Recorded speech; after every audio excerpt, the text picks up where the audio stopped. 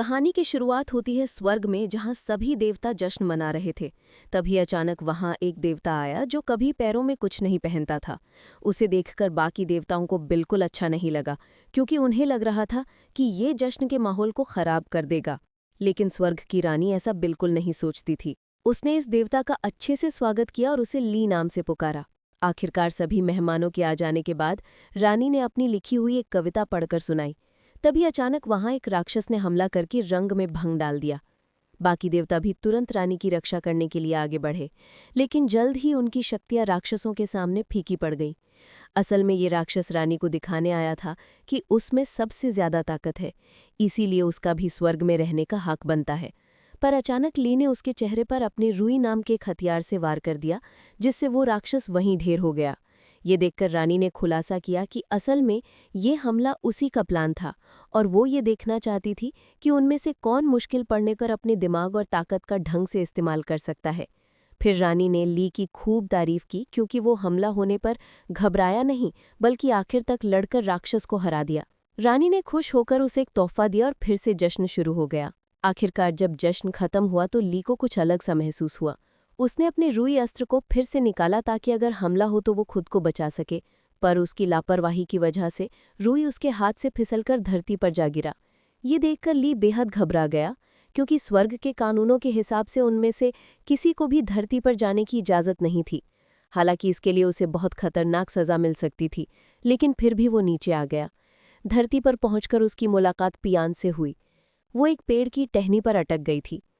ली ने उसे नीचे उतरने में मदद की और फिर पियान ने आज़ादी कर दिया।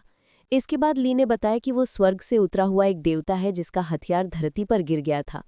अब पियानो उसे अपने गांव के सरदार के पास ले गई ताकि वो ली की मदद कर सके।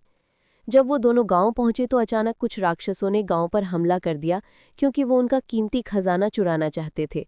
ये खजाना असल में एक जादुई चीज थी।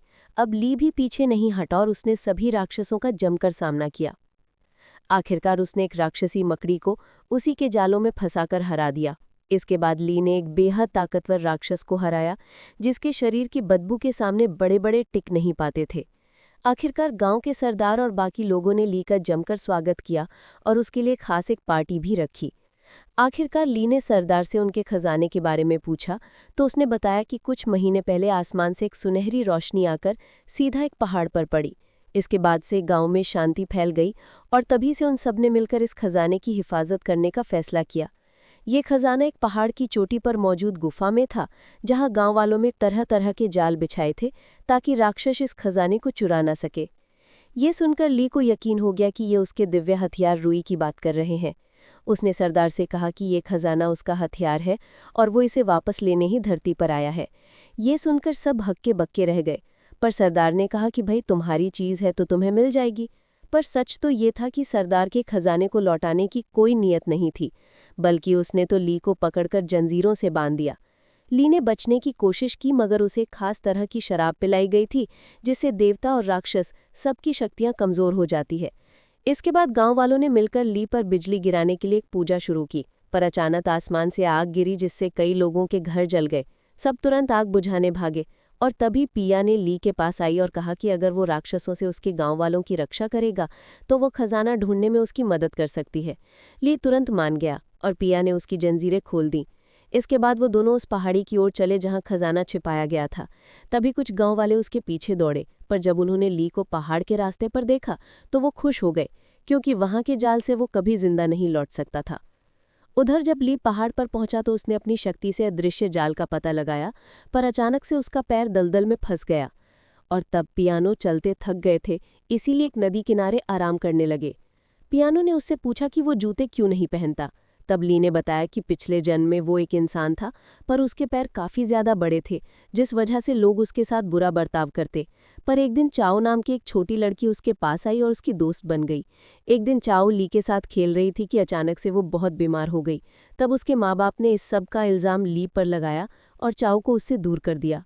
कुछ दिन बाद चाओ के लिए खिलौना बना रहा था कि अचानक उसे महसूस हुआ कि गांव में एक भूकंप आने वाला है। वो तुरंत चाओ के घर गया और उसे उठाकर भागने लगा, पर अचानक उसे गांव वालों ने पकड़ लिया, क्योंकि उन्हें लग रहा था कि ली ने चाओ को अगवा किया है। उन सब ने मिलकर ली को इतना पीटा कि उसकी वही मौत हो गई। आखिरकार ली स्वर्ग पहुंचा और जहां स्वर्ग की रानी ली की अच्छाई देखकर बेहद खुश हुई। फिर उन्होंने ली के पैरों के साइज को आम इंसानों जितना करके उसे एक देवता बना दिया। पर देवता बनने के बाद भी ली ने जूते नहीं पहने, क्योंकि उसे नंगे पैर रहने की आदत हो चुकी थी। ली की कहानी सुनकर पियानो बेहद भावुक हो गई। आखिरकार वो उस गुफा तक पहुंच गए जहां कई जाल बिछाए गए थे। ली की शक्तियों की मदद से उन्होंने बड़ी आसानी से सभी जाल पार कर लिए और एक पुल तक आ पहुंचे जहां अंत में खजाना छिपा हुआ था। अब पिया ने जैसे ही पुल पर पैर रखा तो अचानक से उसके शरीर को जोरदार धक्का लगा। असल में इस पुल पर जादुई घंटियां बंधी हुई थीं, जिस वजह से न देवता और न ही राक्षस इस पुल को पार कर सकते हैं। तब पिया ने आगे होकर पुल पर बंधी हुई सारी घंटियां निकाली ताकि ली आगे बढ़ सके। अचानक से उसका पैर फिसल गया क्योंकि पुल बहुत खतरनाक था, पर वो हिम्मत करके ऊपर आई। आखिरकार ली ने भी आसानी से पुल पार कर लिया और वो दोनों आगे बढ़ गए। जल्द ही ली और पियानो एक चीज मिली जिससे एक सुनहरी रोशनी आ रही थी। तब ली को यकीन हो गया कि ये उसका हथियार रुई ही है। पर जब उसकी रोशनी हटी तो ली ने देखा कि ये रुई नहीं बल्कि एक सुनहरा अंडा था। तभी अचानक कुछ राक्षस भी वहां आ गए, क्योंकि वे भी ली का ये हथियार चुराना चाहते थे। अब ये अंडा तो ली के किसी काम का नहीं था, इसीलिए उसने ये अंडा राक्षसों को दे दिया और वो सब भाग गए। ये देखकर पियानो गुस्से में आ गई, क्योंकि ये उसके गांव का बेहद कीमती खजाना था। उसने इस खजाने को वापस लाकर गुफा में रखने के लिए ली की मदद मांगी, पर ली ने उसकी एक न सुनी और वो पियानो को राक्षसों से लड़ने के लिए वहीं अकेला छोड़ाया। अगले दिन जैसे ही ली गांव में पहुंचा तो गांव वालों ने उसे तुरंत पकड़ लिया। गांव का सरदार फिर से पूजा करके उस पर बिजली गिराना चाहता था। आखिरकार पूजा होने पर ली पर कई बार बिजली गिरी, पर ली तो अमर था, इसीलिए उसका बाल भी बांका नहीं हुआ। ये सब देखकर उन सबको यकीन हो गया कि ली सच में एक देवता है और सभी उसके सामने झुक गए। पर तभी एक बूढ़ी औरत ने कहा कि ये इस इज्जत के लायक नहीं है, क्योंकि वो अपने हथियार के चक्कर में गांव वालों को यूं ही राक्षसों के हाथ मरने के लिए छोड़कर चला गया। ये सुनकर ली को पियानो की याद आई, जो अकेले राक्षसों से खजाना वापस लेने के लिए पहाड़ पर ही रुक गई थी। दूसरी ओर सभी राक्षस सुनहरे अंडे को देखकर काफी हैरान परेशान थे।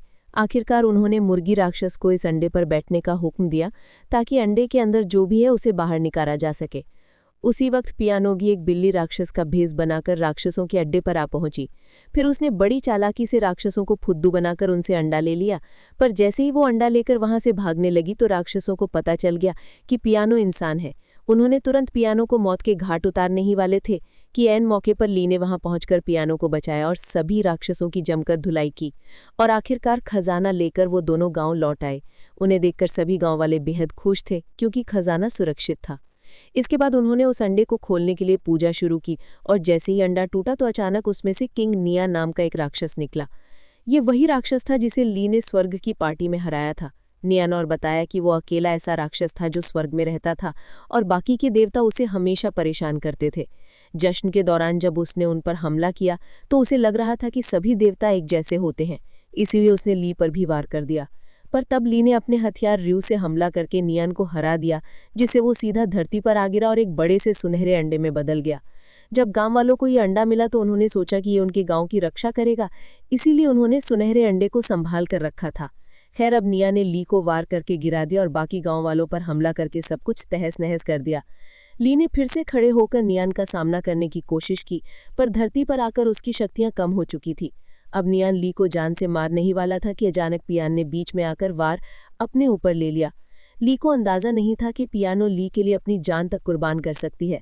जब पियानो गिन रही थी तो ली ने देखा कि उसके माथे पर र्यू का निशान बना था। तब ली को एहसास हुआ कि पियानो ली के हथियार र्यू का ही रूप थी, जिसे वो कब से ढूंढ रहा था। असल में पिछले जन्म में ली के मरने के बाद चाओ बड़ी हो गई थी, पर उसकी बीमारी जानलेवा थी और आखिरकार उसकी मौत हो गई। उसने पूरी जिंदगी भगवान की पूजा में गुजारी थी, इसीलिए स्वर्ग की रानी ने खुश होकर उससे पूछा कि तुम अगले जन्म में क्या बनना चाहोगी। तब चाओ ने कहा कि चाहे उसे कुछ भी बना दो, पर वो हमेशा ली के साथ रहे।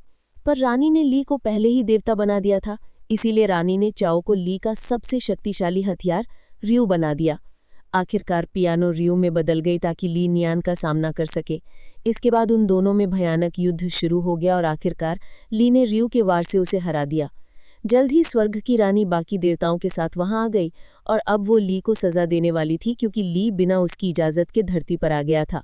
ली सजा के लिए तैयार हो गया, पर तभी सभी गांव वाले रानी के सामने झुक गए और उनसे ली को माफ करने की दरख्वास्त की, क्योंकि ली ने उन्हें राक्षसों के आतंक से बचाया था। उनकी मिन्नतें सुनकर आखिरकार रानी मान गई और ली को माफ कर दिया। पर जब रानी नियान को सजा देने लगी तो ली ने उनसे दरख्वास्त की कि वो नियान को माफ करके एक मौका और दे ताकि वो अपनी गलतियों को सुधार सके। ये सुनकर रानी ने उसे भी माफ कर दिया और नियान की सांस में सांस आई। आखिरकार ली ने कुछ समय और उसी गांव में रहने का फैसला किया ताकि कोई भी राक्षस उन पर हमला न कर सके। अगर वीडियो पसंद आई तो लाइक कर देना, चैनल को सब्सक्राइब कर देना। मिलते हैं अगली वीडियो में।